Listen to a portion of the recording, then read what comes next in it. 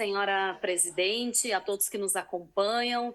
Novamente dizer que com muita tranquilidade voto a favor deste aporte e acho importante, acho que o Pioneiro fez uma matéria muito válida a respeito de onde será destinado estes 6 milhões. Então nós temos aqui para a nossa brigada militar que vai fazer um convênio com o Estado para fazer toda a segurança e eu estou muito tranquila que vai ser excelente porque a nossa brigada militar precisa de recursos para estar cada vez mais equipada e fazendo um trabalho de excelência, como já vem fazendo.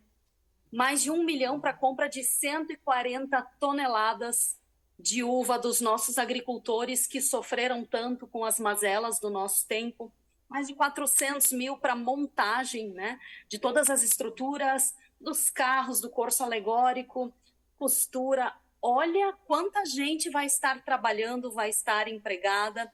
E isso é bom para a nossa cidade. É imposto do caxiense voltando para a cidade de Caxias do Sul. Então, eu estou muito tranquila.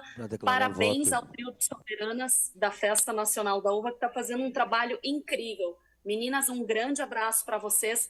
Continuem e realmente peço desculpa por vocês estarem aqui a manhã inteira acompanhando essa nossa discussão e até ouvindo algumas coisas que não são exatamente adequadas e vocês nem precisariam estar ouvindo, né? Mas faz parte também do jogo. Continuem trabalhando, vocês estão impecáveis. Obrigada. Obrigada, vereadora Tatiane Frisch. Em declaração